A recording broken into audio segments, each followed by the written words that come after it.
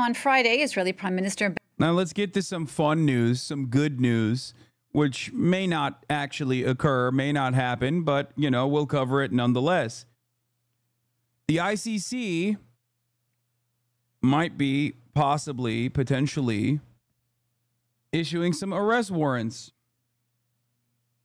Benjamin Netanyahu said any decision by the International Criminal Court, which is investigating Hamas's October 7th attacks and Israel's military assault on Gaza, would not affect Israel's actions, but would set a dangerous precedent. A dangerous precedent that war criminals could potentially be charged for their war crimes by the International Criminal Court that is set up specifically to do exactly that thing. Guys, this would be very dangerous if war criminals can't do war crimes because the War Criminal Court will actually prosecute them. That's pretty fucking dangerous, man. Yeah, dangerous for who? The fucking war criminals. Suck my dick. We're going to break that down now with Doug Herbert, who joins me on set. Doug, just to start first, we have to explain that this is, at this point, just media speculation. There's no official confirmation from the ICC, but Israeli officials are acting as they are about to get some sort of warrant against them. Yeah, well, first of all, it is, at this point, like you said, media speculation. That is based on reports in various press outlets, including the New York Times, including the Israeli press. But there's also no reason to believe that these sources are just whistling in the wind. This is speculation based on people who are very close to the matter, very well informed, which lends credence to the fact, to the possibility, as you said, that the ICC, the International Criminal Court, is allowed to act. Now, first, the ICC must be distinguished from the ICJ, the International Court of Justice. The ICC is the only international permanent court that can pursue individuals, as opposed to countries, right? Actual individuals for things like genocide, charges of war crimes, charges of crimes against humanity. That's why any decision that it makes, its judges make, carry a very... Who would carry out the arrest? How would this work? I mean, technically, the way it works is once this happens, once there's an arrest warrant, like there is one for Vladimir Putin right now, okay? Technically, the moment that you leave Russian soil for Vladimir Putin, you could get arrested. Obviously, you know, America would never follow through on it.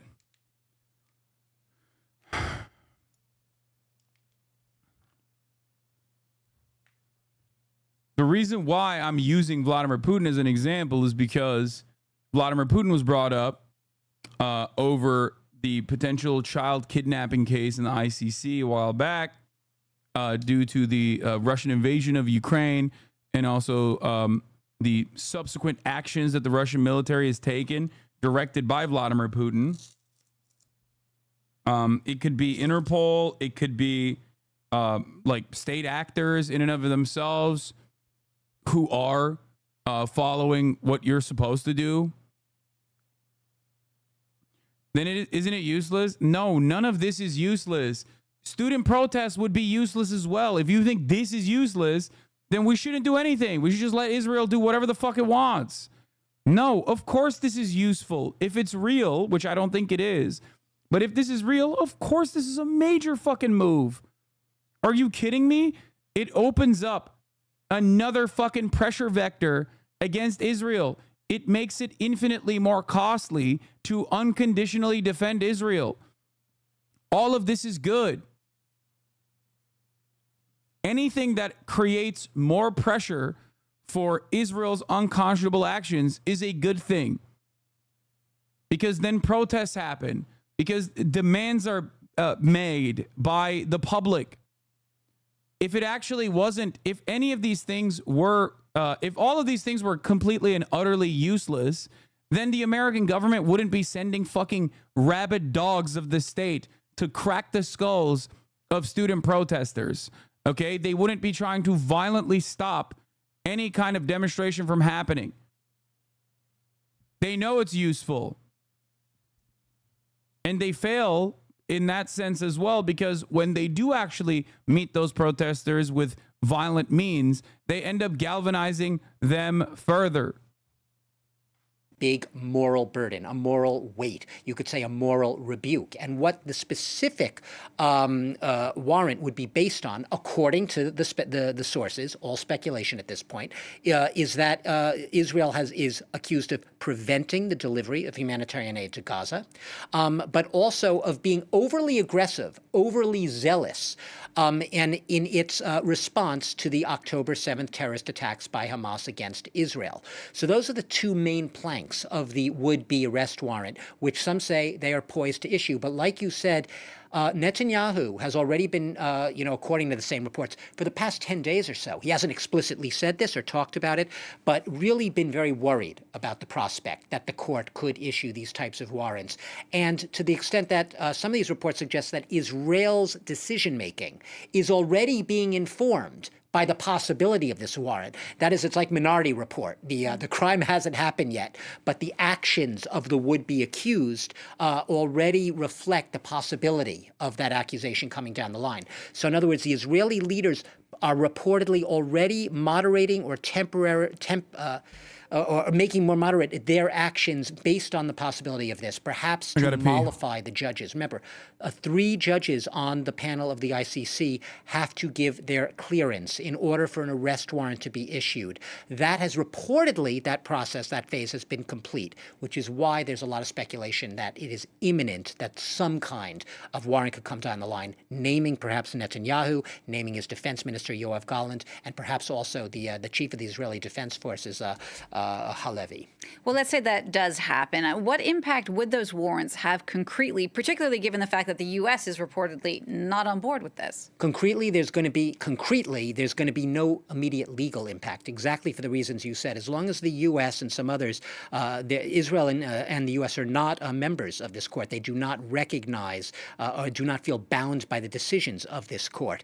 So as long as the U.S. has Israel's back on this, concretely, you can't expect much to come of it. But like I said already, there is that dimension of a moral rebuke. And already Israel has been coming under mounting scrutiny, mounting international pressure for what is perceived by many in the international community as an overzealous response to the Hamas attacks. A response, to be sure, that Israel has really fought back against.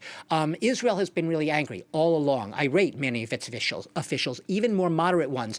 They feel like every 5 minutes they have to re-explain to the international community that Israel are the victims. They are not the aggressors here. They're the victims. They feel like they are being unfairly blamed for a response to a horrible terrorist attack that if any other country took the same actions, they would not come under the same scrutiny. But that said, they have been coming under that scrutiny. It's been mounting. And now you have the... Bro,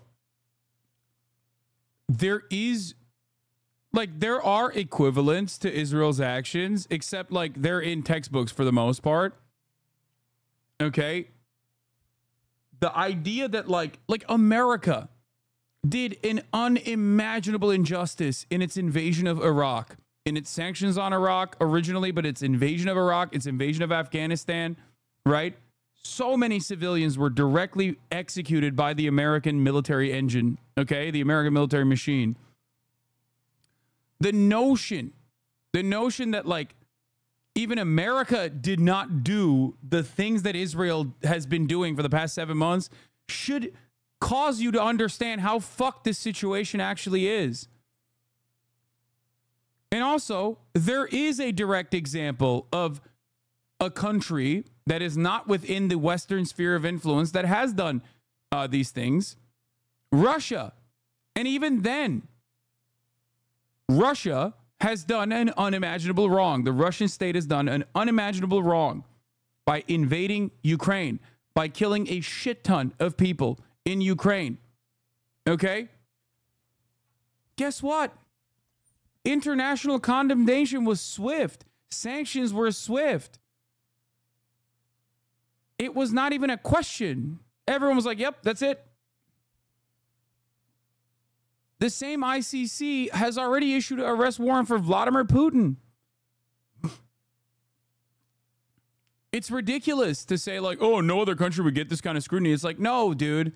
No other country in contemporary society gets to do what Israel is doing as publicly as Israel has done it, with unconditional Western support and political cover. It has never happened. And the times where it has happened is in the history books.